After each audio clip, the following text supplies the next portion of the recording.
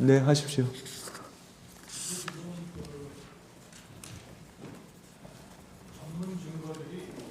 예를 들면 검찰이면 검찰, 또 군검찰이면 군검찰, 공수처면 공수처, 경찰이면 경찰, 이렇게 일관된 한 기관이 조사한 것이 아니고 여러 기관들이 그냥 달려들어서 중구난방으로 조사를 하고 또 국회에서 한 청문 기록까지 막 혼재돼 있습니다. 그래서 이 조서들끼리도 서로 막 상충되는 것들이 많고, 또 지난번에 홍 장원이나 다른 관계자들 우리가 여기서 직접 심판정에서 증인신문을 해봤습니다마는 그들의 그 조서에 기재되어 있는 내용하고 우리가 실제로 여기서 증언을 들은 거하고 너무나 거리가 많이 벌어진 것을 많은 사람들이 아마 느꼈을 것으로 생각하고 재판관님들께서도 그렇게 생각하지 않으실까 싶은데요. 증거 능력에 대한 판단은 재판관님들께서 하시더라도 이거를 만연히 그냥 증거로 채택해서 사실 인정에 반영한다는 것은 이 근본 구조가 이게 검찰 수사다 이렇게 딱 어느 한 기관이 체계적으로 수사를 했으면은 모르겠는데 이게 서로도 맞지 않고 하기 때문에 그런 점을 잘 좀 살펴주십사 부탁드리겠습니다. 네. 평의 때 논의해 보겠습니다. 변호인 그 동석 허가 신청을 하셨기 때문에 변호인 나와 계시죠? 예, 허가합니다. 예, 그렇습니다. 정언 거부권에 대해서 설명을 하겠습니다. 정인의 정언으로 본인이나 친족이었던 사람, 법정 대리인, 후견 감독인이 형사소추 또는 공소제기를 당하거나 유죄 판결을 받을 사실이 드러날 염려가 있는 경우 그 사유를 소명하고 정언을 거부할 수 있습니다. 정인이 선서하신 후에 개별적인 신문 사항에 대해서도 같은 이유로 정언을 거부할 수 있습니다. 정인이 거짓말을 하면 위정죄로 처벌받을 수 있습니다. 선서하십시오.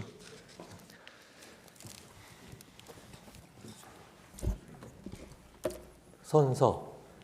양심에 따라 숨김과 보탬이 없이 사실 그대로 말하고 만일 거짓말이 있으면 위증의 벌을 받기로 맹세합니다. 증인 이상민. 앉으십시오. 피청구인 측에서 먼저 주신문을 하십시오. 네. 이동찬 변호사입니다. 청구인 측 주신문 하겠습니다. 증인에 대한 2023년도에 있었던 1차 탄핵과 관련해서 질문드리겠습니다.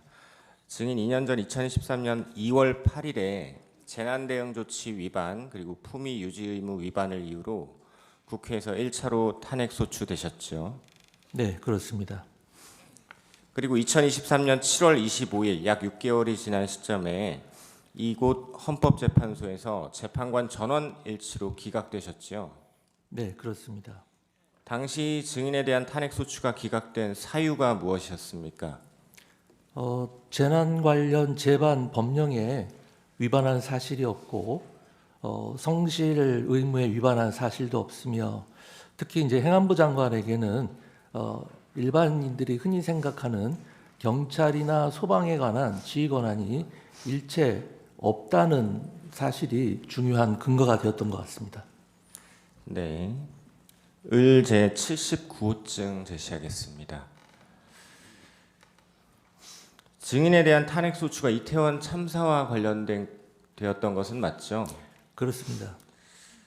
을 제79호증 판결문을 보면 북한의 지령을 받은 민주노총 간부들에 의해서 이태원 참사를 정쟁에 활용하라라는 북한의 지령을 받아서 그 혐의 포함 간첩죄로 중형이 선고되었었는데 이 사실 알고 계시죠? 네, 알고 있습니다. 당시 이런 판결을 보시면서 어떤 생각이 드셨습니까? 그때 저도 이제 언론을 통해서 이와 같은 사실을 접했는데요. 이태원 참사를 세월호 참사와 같이 진상규명 투쟁을 하고 각계각층의 분노를 최대한으로 이끌어내서 조직적으로 활동하라는 지령을 북으로부터 내린 것이라고 그렇게 언론 보도에서 제가 들은 것으로 기억을 합니다. 그래서 제가 이걸 보면서 이태원 참사와 같은 국가적 비극을 이렇게 사회 분열, 그다음에 체제 전복 수단으로 이용하고자 하는 조직적인 세력이 아직도 있구나라는 거에 대해서 제가 깜짝 놀랐고요. 게다가 이것은 정말 영화에서나 나올 법한 일인데 지금 우리 현실적으로 우리 바로 옆에서 이루어지고 있구나 하는 이런 생각을 하게 됐습니다. 네. 증인은 이 1차 탄핵 네, 그 말씀을 듣고 다시 한번 하게 됐고요. 다른 국무위원들도 아마 비슷한 생각을 했을 겁니다. 대통령님의 고심을 그 당시 충분히 이해할 수 있었고 참 우리가 저렇게까지 같이 고민을 못한 것에 대해서 상당히 죄송스러운 마음도 있었습니다. 그러면 국무회의 당시의 비상계엄 선포에 대해서 찬성 또는 반대 의견을 밝힌 국무위원들도 있으셨죠? 그 당시 분위기를 정확히 말씀드리면요. 찬성과 반대를 밝히는 자리가 아니었기 때문에 어느 누구도 찬성이니 반대니 이런 워딩 자체를 한 사람은 없었습니다. 거기 모인 국무위원들은 전부 다 이제 아까 얼핏 말씀하셨지만 대리인께서 이 뭐 선포 전 국무회의를 거치도록 국무회의 심의를 거치도록 되어 있네요라고 누가 얘기를 했기 때문에 거기에 대해서 이번 비상계엄이 위헌이다, 위법이다라고 생각한 사람 아무도 없었습니다. 단지 이렇게 비상계엄이 약 45년 만에 선포됐을 때 국민들이 이것을 받아들일 수 있겠는가라는 것에 대해서 상당히 걱정과 우려를 했고 그렇다면 대통령님을 우리가 만류해야 되지 않는가 이런 상황이었습니다. 한 사람씩 뭐 돌아가면서 찬성 반대를 밝히는 자리도 아니었고요. 몇몇 분이 그런 이야기를 하면 대부분 공감하면서 말씀을 추가로 하시는 분들도 있었고 뭐 거기에 공감은 하지만 아무 말씀도 안 하는 분도 있었고 하지만 뭐 거기에 대해서 뭐 반대하거나 찬성하거나 뭐 이런 분은 없었고요. 전반적으로 모든 국무위원들이 걱정과 우려 속에 대통령을 만류해야 되는 거 아니냐 이런 상황이었습니다. 네. 그러고 나서 이제 대통령께서 국무회의 마치고 예정된 원래 22시를 넘긴 22시 22분경에 브리핑룸으로 내려가서 23분부터 대국민 담화와 함께 비상계엄 선포하셨죠. 네. 증인이 대통령 집무실에 도착한 20시 40분경부터 대통령이 비상계엄을 선포하러 대회의실을 떠난 22시 22분경까지 약 1시간 44분입니다. 이 시간 동안 11명의 국무위원들이 동시에 한자리에 앉아서는 아니지만 순차적으로 집무실 그리고 바로 옆 대회의실에서 대통령이 어떤 이유로 비상계엄을 선포하려 한다라는 걸 설명하시고 비상계엄 선포에 관한 총리, 기타 국무위원들의 의견이 대통령에게 전달되고 다시 그에 대해서 대통령이 자신의 의견을 밝히기도 한 거죠. 네, 그렇습니다. 이게 한꺼번에 모인 게 아니라 국무위원들이 이제 순차적으로 왔기 때문에 늦게 온 국무위원들은 옆자리에 있는 국무위원들이 지금 무슨 상황이냐, 무슨 얘기가 오고 갔냐 해서 두 분이서 이야기를 하면서 다들 업데이트가 되어 있는 상태였습니다. 네. 당시에 증인 외에도 다른 국무위원들도 국무위원 서로 간에 논의를 하고 일부 국무위원들은 대통령에게 의견을 전달하기도 했었죠. 그렇습니다. 아까 말씀드린 바와 같이 저도 한번 들어갔다 왔고요. 총리님도 뭐 두세 번 정도 들어갔다 오신 것으로 제가 기억을 합니다. 네. 그럼 국무회의 주관부처 장관이시죠? 네, 시셨죠. 예. 주관부처 장관으로서 보셨을 때 비상계엄 선포 전 국무회의 이거 유효하다고 보십니까? 그 유효 여부를 제가 판단할 지위에 있지는 않고요. 다만 제가 분명하게 말씀드릴 수 있는 것은 당시 그 자리에 있던 국무위원들은 모두 국무회의를 한다고 생각을 하고 있었습니다. 왜 그러냐면은 아까 이야기가 나왔습니다만 국무회의 심의를 거쳐야 하는 것이 아니냐라는 이야기가 있었고 그에 따라서 총리님께서 대통령님 의사를 확인하러 다녀오셨고 다녀오셔서 대통령께서 국무회의 개최를 지시하셨다 이런 말씀을 총리님께서 직접 하셨고요. 그다음에 국무위원 의사정족수인 11명이 모일 때까지 저희가 다 기다렸고, 심지어 대통령께서도 10시 발표 예정이었던 계엄 선포를 거의 30분 가까이 늦추면서 국무회의 의사정족수가 되기를 기다렸던 것이고요. 그다음에 의사정족수가 된 다음에는 아까 말씀드렸습니다만 대통령께서 정장을 갖추시고 저희들이 모여있던 대접견실로 건너오셔서 중앙에 앉으시고 저희들도 자리를 다시 한번 정리해서 앉았고, 그때 있던 수석 비서관들도 다 빠지고 이런 상황이었습니다. 그렇기 때문에 당시 참석했던 국무위원들 자체는 다 국무회의를 한다고 생각을 했을 겁니다. 저뿐만이 아니라.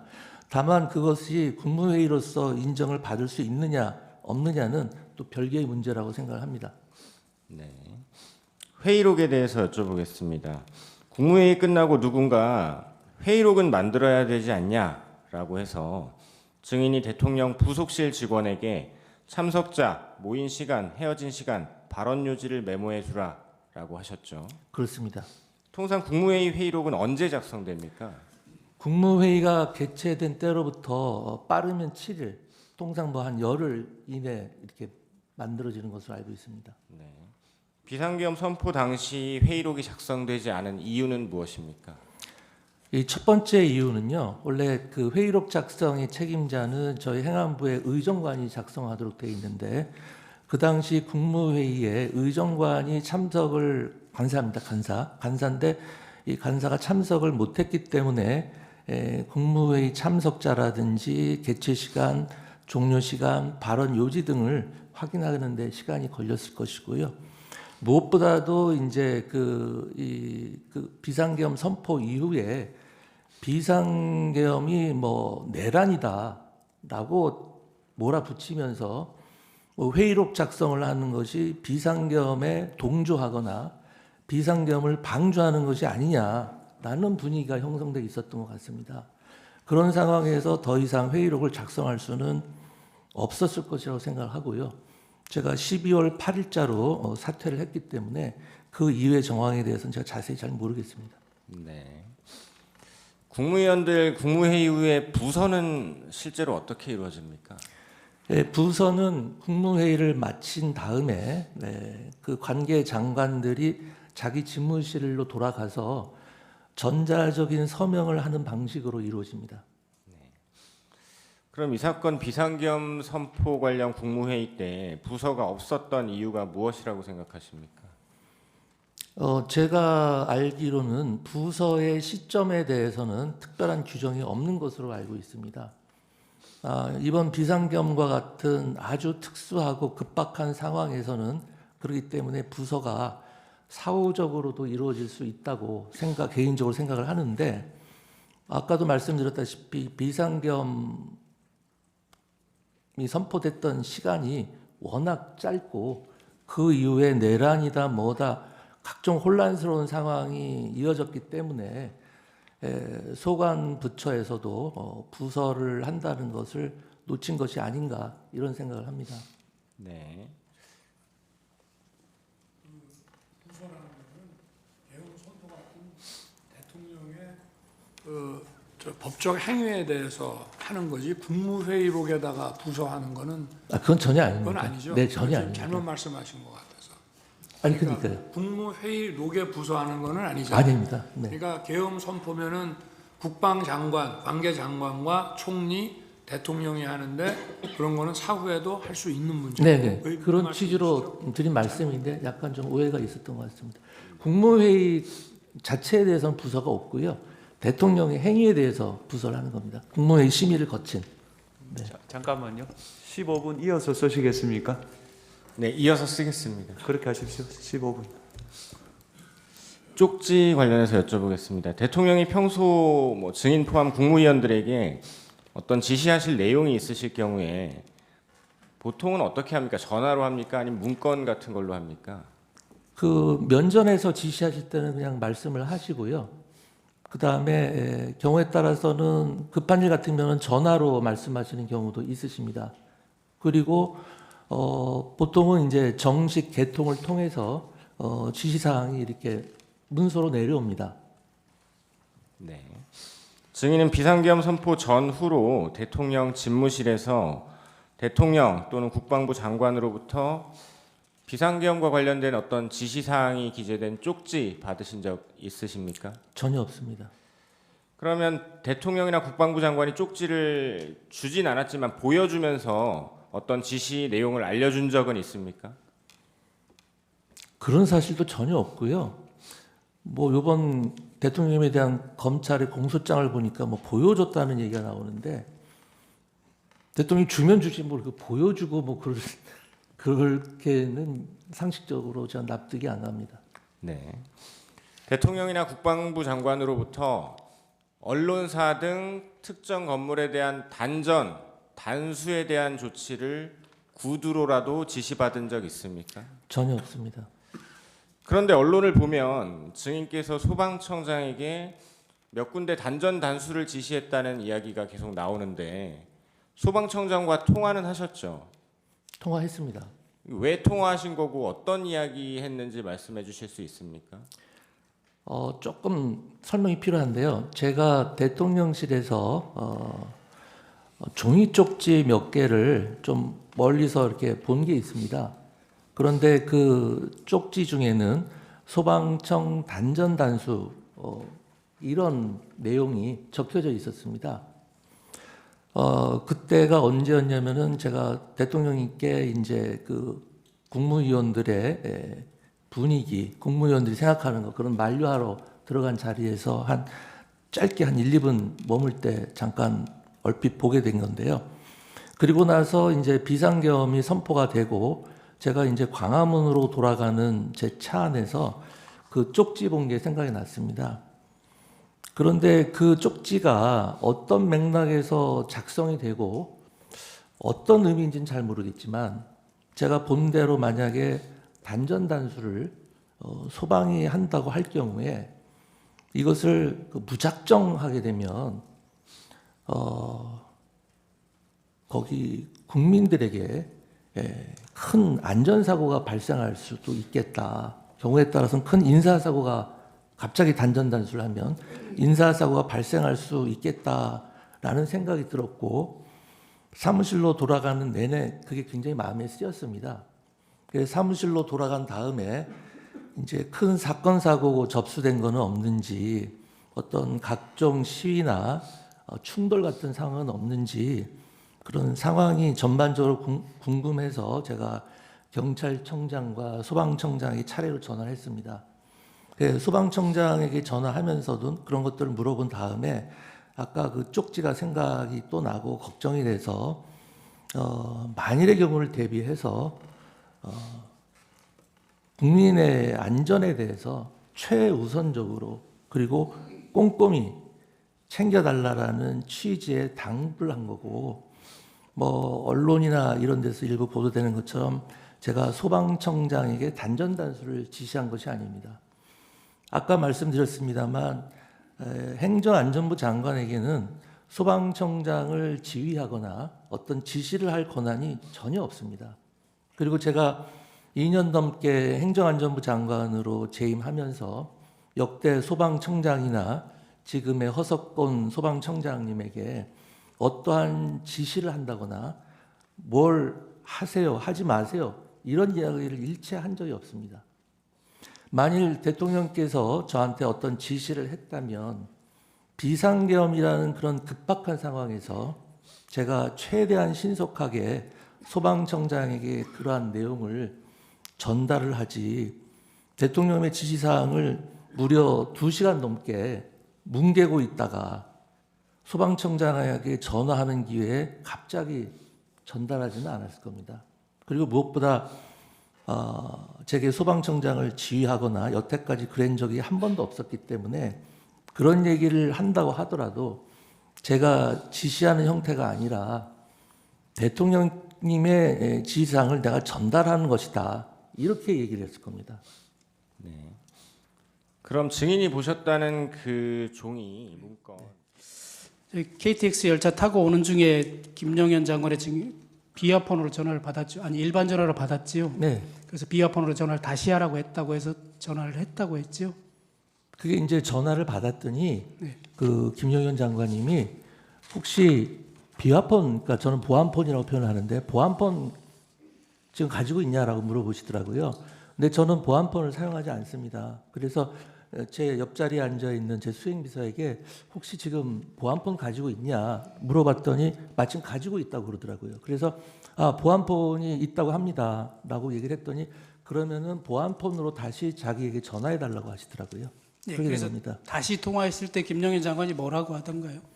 어디 계시냐 이렇게 물어보시더라고요. 그래서 울산에 행사가 있어서 울산 행사하고 서울로 올라가는 길입니다. 이렇게 답변했습니다. KTX 안에서 아직 서울역에 도착하기 전에 7시 40분경에 또다시 전화가 왔었다고도 했는데 맞습니까? 네, 맞습니다. 그 내용은 또 무슨 내용이었습니까? 아까 그 6시 11분경에 전화해서 제가 다시 보안폰으로 전화했을 때 기차 아니라고 그랬더니 그러면 언제쯤 도착하냐고 물어보시더라고요. 그래서 서울역 기준으로 서울역에 한 8시 조금 넘어서 도착하는 기차입니다. 그랬더니 그럼 알겠다. 그러고 그냥 끊으셨습니다. 그러고 나서 서울역 도착하기 한 2, 30분 전 7시 아까 40몇 분인가요? 그때 다시 전화하셔서 도착했냐? 그래서 아직 도착 못했습니다. 그랬더니 그럼 도착하는 대로 용산으로 들어와라. 이렇게 말씀을 하셨습니다. 예, 알겠습니다. 그렇게 다시 재촉하는 전화가 온 것은 왔을 때는 김영현 장관이 대통령이 재촉한다, 빨리 들어오라고 재촉한다 이렇게 말하지 않았나요? 재촉하는 전화라니 무슨 말씀이시죠? 뭘 재촉하죠? 다시 7시 40분에 또 전화가 와서 네. 어디쯤 왔냐 빨리 들어오라고 했다면서요. 빨리 들어온 이야기는 하지 않았습니다. 그리고 재촉하는 전화도 아니었습니다. 언제 오느냐라고 그냥 다시 물었다는 그렇습니다. 겁니까? 네네. 도착하면 용산으로 들어와라 그렇게 얘기를 했습니다. 예, 7항은 다 생략하겠습니다. 8항입니다. 그래서 등이 도착해서 8시 40분쯤에 도착했다고 말씀하셨는데 도착했더니 피청구인과 함께 국방부 장관 김영현이 있었고 법무부 장관 박성재가 증인보다 먼저 와 있었다. 네, 이렇게 진술하셨는데 맞죠? 네 맞습니다. 뭐 순서 아까 잘 기억 못 하신다고 그랬는데 증인이 조사받을 때는 이렇게 말씀하셨어요. 이어서 국무총리 한덕수와 통일부 장관 김영호가 접견실에 있다가 들어왔고 외교부 장관 조태열과 국정원장 조태영이 뒤이어서 들어왔다 이런 식으로 네, 제가 진술하셨는데 기억하는 순서가 그대로입니다. 맞는 것 같습니까? 네, 제가 기억은 그렇게 하고 있습니다.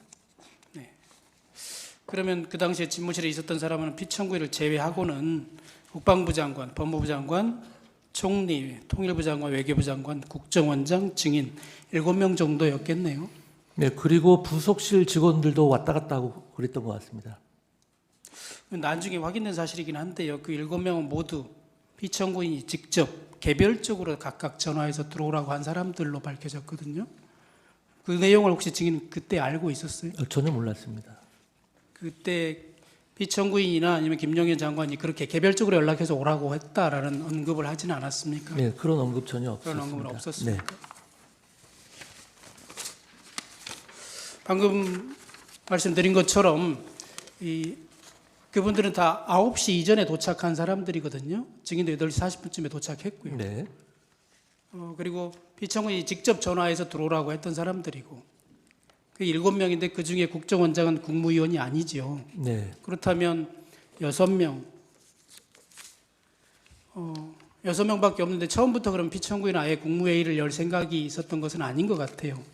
그건 저 모르겠습니다. 그런데 이제 증인도 아까 얘기했다시피 그 뒤에 국무총리인지 누군지는 정확하지는 않지만 누군가 국무회의 심의를 거쳐야 된다고 말을 해서 네, 그때부터 아마 부속실이나 이런 데서 연락을 했던 것 같거든요.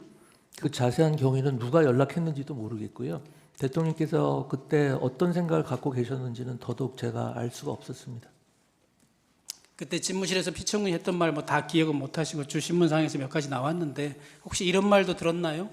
이거는 비상계엄을 선포해야겠다라고 얘기하면서 이거는 비서실장도 수석들도 모른다. 네, 심지어 우리 와이프도 모른다.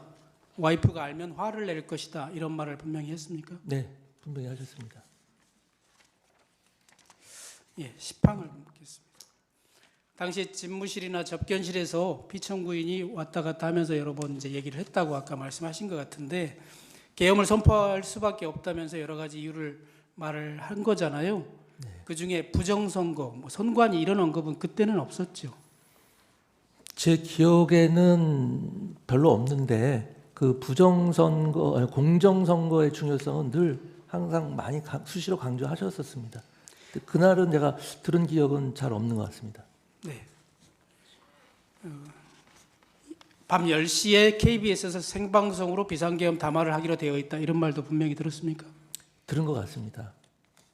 KBS가 있었는지 없었는지 모르겠지만 어쨌든 방송한다는 말씀을 하셨습니다. 예.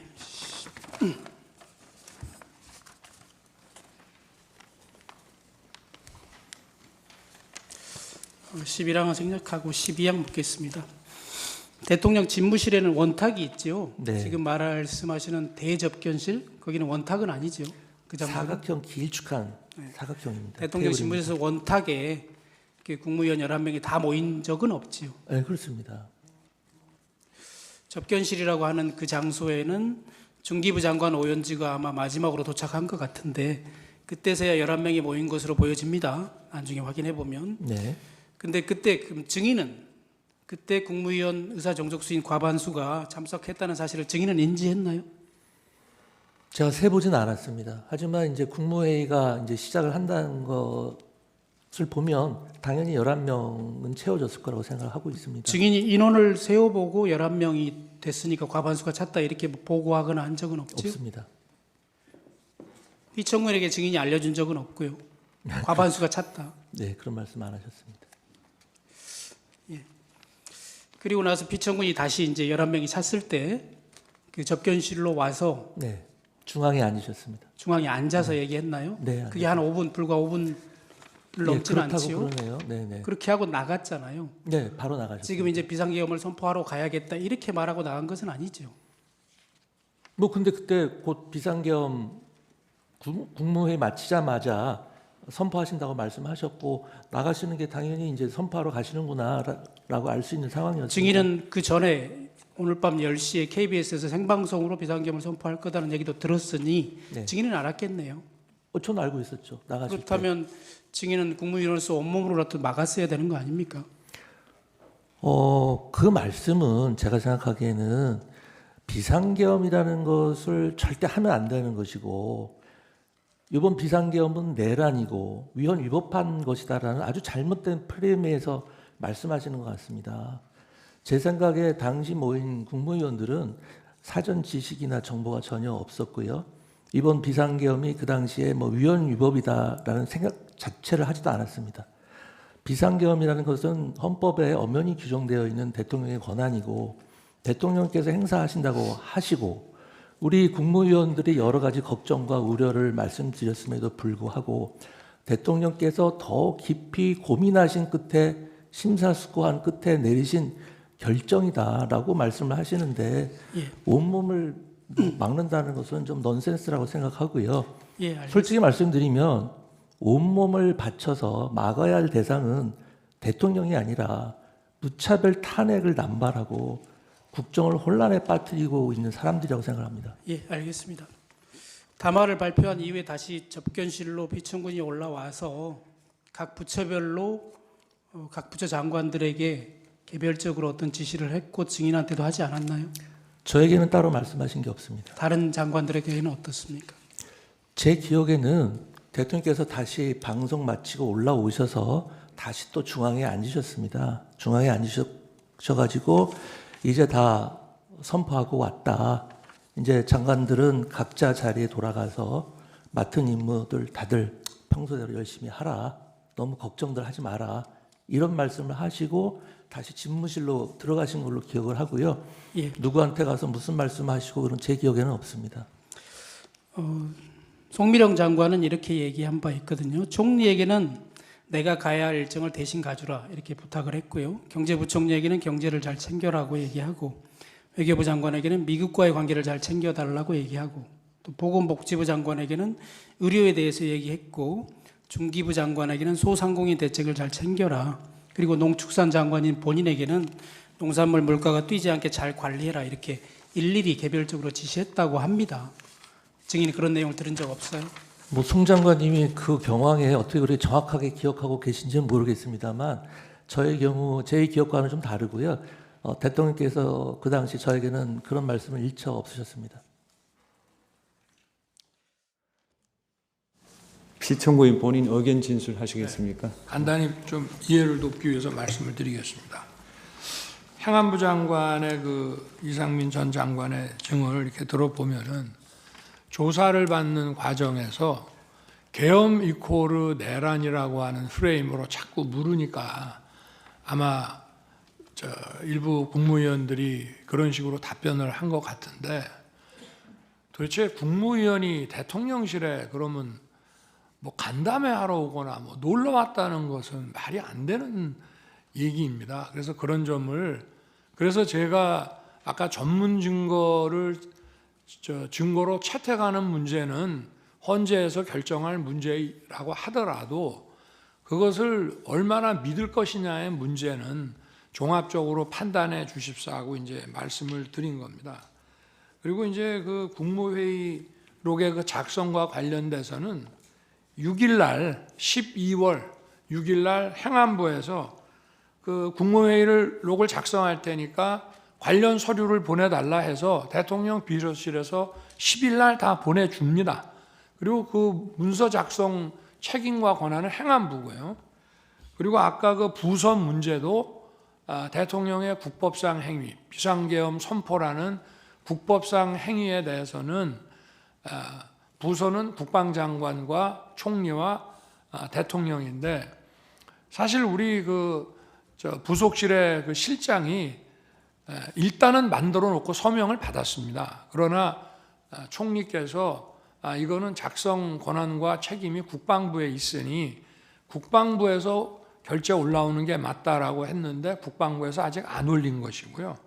그리고 반드시 사전에 해야 되는 것은 아니라고 생각합니다. 왜냐하면 보완을 요하는 이런 그 국법상 행위에 대해서 사전에 요한다면 문서 기한자인 실무자가 이 내용을 알 수 있기 때문에 이런 경우에는 사후에 전자결제로 할 수 있는 거라고 저는 생각하고요.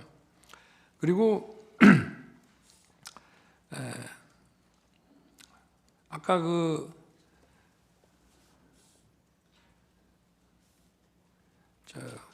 우리 소추인 측에서 비상계엄의 위헌성에 대해서 말씀을 하시면서 대통령이 뭐 정치인으로서 이 야당과 대화와 타협을 해야 되는데 대통령이 그런 거를 방기하면서 결국 이 사태를 만들어 놓고 이걸 계엄으로 해결하려고 한 거라 이게 위헌성이 아주 농후하다고 말씀을 하셨습니다. 저도 한 말씀 드리겠습니다. 제가 취임하기 전부터도 민주당과 야권에서는 선제 탄핵을 주장하면서 제가 이 계엄을 선포하기 전까지 무려 178회를 퇴진과 탄핵 요구를 했고요. 제가 국회 예산안 기조연설을 하러 가면 아무리 미워도 그래도 얘기 듣고 박수 한번 쳐주는 것이 대화와 타협의 기본인데, 제가 취임하고 갔더니 아예 로텐더홀에서 대통령 퇴진 이 시위를 하면서 의사당에 들어오지도 않아서 여당 의원만 놓고 반쪽짜리 제가 예산안 기조연설을 했고요. 그 다음번에는 이제 들어는 왔습니다. 언론에서 비판하니까. 근데 전부 고개를 돌리고 있고 제가 끝나고 악수를 하니까 전부 거부하면서 그 문 쪽에 있는 일부만, 앞면이 있는 일부만 하고 저에게 심지어는 빨리 사퇴하세요. 이런 의원들도 많았습니다. 그러니 도대체 제가 대통령으로서 야당이 아무리 저를 공격하더라도 왜 대화와 타협을 안 하겠습니까? 의석수도 100석 조금 넘는 의석을 가지고 어떻게든 야당을 설득해서 뭐를 해보려고 한 건데, 이 문명국가에서 도대체 현대사에서 볼 수 없는 이런 줄타내기라고 하는 것은 이거는 대단히 악의적인 거고, 이거는 대화와 타협을 하겠다는 것이 아니라 그냥 이 정권을 파괴시키는 것이 우리의 목표라고 하는 것을 명확히 보여주는 겁니다. 아까도 뭐 0. 몇 프로의 예산 삭감이 0. 몇 프로에 불과하다고 했는데요. 뭐 미국에서는 뭐 몇 조 달러짜리 가지고 예산이 셧다운 되면서 뭐 대통령이나 국회의원이나 월급도 못 받는 사태가 벌어지지만 금방 타협을 합니다. 근데 도대체 우리 우리 헌정사상 핵심 아킬레스건 예산을 일방 삭감한 상태로 예산안을 일방 통과시킨 것은 지난 12월이 유일했습니다. 그런 말씀을 제가 드리고 싶고, 하여튼 이 무슨 뭐 대통령이 대화와 타협을 거부하고 불통의 일방 통행을 하면서 이루어졌다는 것이 바로 민주당의 계속된 프레임이었습니다. 그 말씀을 꼭 드리고 싶고, 저도 미국 국빈 방문 갈 때도 민주당 의원들도 같이 가자고도 얘기하고, 또 김진표 국회의장 계실 때도 여야 의장단, 국회 사무총장 다 여러 번 초청해서 만찬도 하고 뭐 여러 가지 얘기도 많이 했습니다. 그러니까 이런 주장은 정말 본인들에게 스스로 한번 되짚어 봐야 될 문제를 제게 얘기하고 있는 것이 아닌가, 저는 그렇게 생각하고 말씀을 올립니다. 네, 이상입니다. 예, 정인 수고하셨습니다. 예, 돌아가십시오. 네.